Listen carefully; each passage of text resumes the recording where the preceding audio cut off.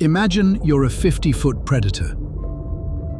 At 3,000 meters deep, you are the ocean's loudest biological weapon. You hunt giants in total darkness. But your most impossible feat has nothing to do with hunting. You've heard about the sonic weapon, the 230 decibel click that could rupture your eardrums faster than a jet engine. The giant squid battles fought in permanent darkness, thousands of feet below the surface. That is the sperm whale most people know, the hunter, the weapon. But that picture leaves out something essential. It may, in fact, leave out the most important part of the animal entirely. Female sperm whales, the ones who give birth, who raise calves, who build the social units that hold this species together, spend most of their lives not hunting at all. They live in permanent family groups called units. A unit is typically 6 to 12 females, grandmothers, mothers, daughters, sisters. They stay together for decades. Some stay together for life. And what they do together, in the moments when no one is hunting, in the moments when survival itself is most fragile, that is where the real impossibility lives. On July 8, 2023, a research team from Project CETI was running a routine day off Dominica, a small island in the Eastern Caribbean, where Shane Gero has been following the same sperm whale families since 2005. The team had hydrophones in the water, drones charged and ready. Nothing unusual. Then Unit A came up together, all 11 members at the same time, as if summoned. Sperm whales do not surface like this. They spread out to forage, sometimes miles apart. And when an entire unit rises at the same time, something significant is pulling them in. The mother was a 19-year-old whale the researchers had known since she was a nursing calf. Her name in the research logs is Rounder. She was in labor, and the rest of her unit knew it. What the drones captured next became the most comprehensive documentation of a sperm whale birth ever recorded. Published in March 2026 in the journal Science, it is the first real evidence that any animal other than primates actively cooperates to assist during birth. Several female whales, relatives and non-relatives alike, closed in around Rounder and physically supported her through a 34-minute delivery. Sperm whale calves are born tail first to prevent drowning, and in those first minutes, when the newborn cannot yet swim on its own, everything depends on what happens immediately afterward. Within 1 minute of delivery, the adult females lifted the calf to the surface on their heads and backs so it could take its first breath. For hours afterward, pairs of whales continued holding the baby above the water until it found its bearings. Now, this is where it gets stranger. Unit A contains 2 separate family lines, the Lady Oracle line and the Fruit Salad line. On any other day, they keep their distance. They travel together, but they maintain their space.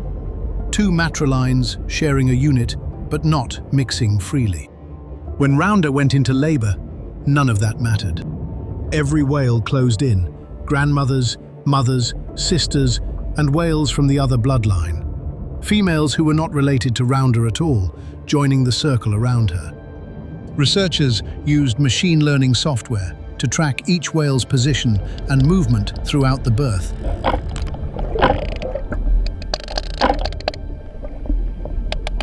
Building a detailed record of who did what and when. And the level of coordination they found is nearly unmatched in the marine mammal world. Rounder's own mother, Lady Oracle, was present. Rounder's daughter, Accra, was present. 3 generations of females, grandmother, mother, and daughter, all participating in the same birth. And alongside them, females from the Fruit Salad line who had no genetic stake in this calf whatsoever. They took turns lifting the newborn, coordinating their movements with a precision the drone footage made impossible to explain away. The group quite literally helps bring the calf into the world, said Maurizio Cantor, a behavioral ecologist at Oregon State University who reviewed the research. Kin selection, the evolutionary principle that animals help relatives because shared genes benefit from survival, cannot explain what the drone was recording. These were non-kin females. They invested real energy and genuine risk in a birth that offered them no direct genetic return whatsoever. For an animal that spends the vast majority of its life alone, diving thousands of meters into permanent darkness, hunting in a place where cooperation offers no practical advantage, the level of coordination unfolding at the surface should have been nearly impossible.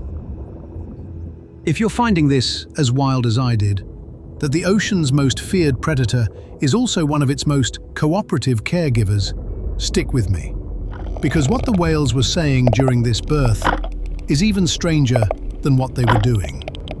The whales were not silent during the birth. The CETI team recorded their vocalizations throughout the entire 34-minute delivery. And something was shifting in the sounds at key moments. Sperm whales communicate in rapid bursts of clicks called codas, short, rhythmic sequences that function like a greeting, a name, or a clan motto. Different clans use different coda patterns, and the patterns are culturally transmitted rather than genetically inherited. A calf born into one clan learns that clan's codas through exposure and repetition, the same way any young animal absorbs the behaviors of the group it's raised in. Raise it in a different clan and it learns different codas.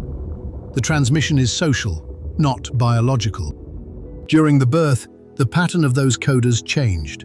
Sequences slowed and lengthened, and at certain moments, critical moments, like the delivery itself and the first breath, the whales produced sounds that acousticians describe as vowel-like, something resembling an A and an I, sounds that carried hundreds of feet through the water. The researchers found structure in those changes, the kind of structure that separates deliberate communication from coincidence. In May 2024, CETI and MIT published research in Nature Communications, showing that the whales' clicking sounds, codas, are like a real language, not just simple, set messages. The whales change their clicks, put different parts together, and use them differently depending on what is happening around them. In November 2025, scientists shared a new discovery in a journal called Open Mind. They found that sperm whales change their clicking sounds in a way that sounds like human vowels. Researchers found two main patterns that they call the A coda and the I coda. It looks like the whales use these sounds to have real conversations with each other. During the birth, those vowel-like structures appeared at exactly the moments when coordination was most critical. The whales may have been talking each other through the delivery. What is exciting is that these sounds are very similar to human vowels. The way the whales use these patterns shows that their communication is much more complex than we once thought. It is a lot like how humans speak. The same click that produces 230 decibels of biological force in the deep, enough to stun prey, to map underwater topography, to locate squid in absolute darkness, also serves as the fundamental building block of what may be one of the most complex communication systems in the animal kingdom. During the birth, when the hunting application was irrelevant and the social one had become critical, the whales moved between those two modes with a precision that researchers are still working to fully understand. Scientists looked at the history of these whales and found something amazing. This teamwork during birth is very, very old. It started 36 million years ago. That is older than the highest mountains on Earth. Sperm whales didn't just start doing this. Their great-great-grandparents were helping each other long before most other sea hunters were even around.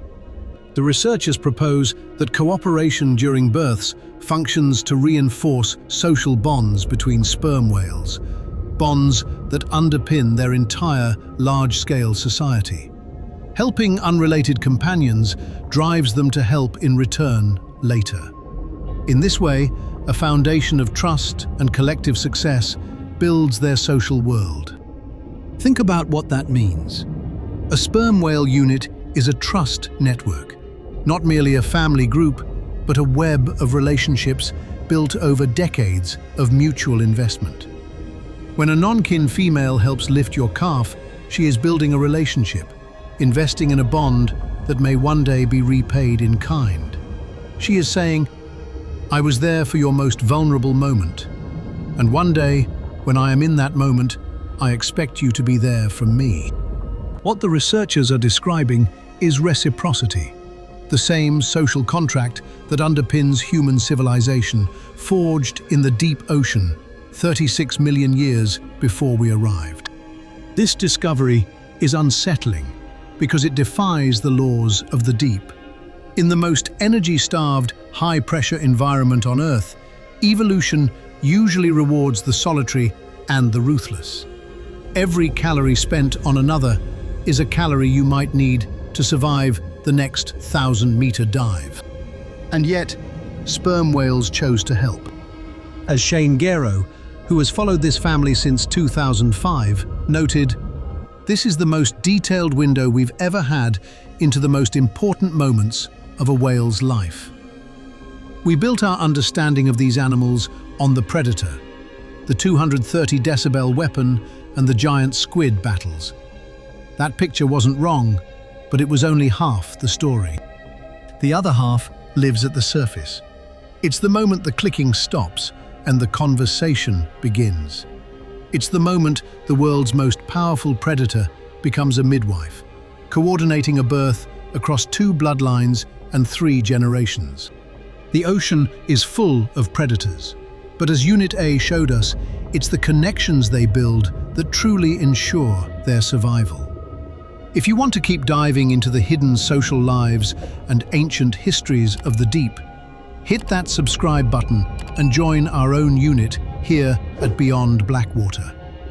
There is so much more beneath the surface that we're only just beginning to hear.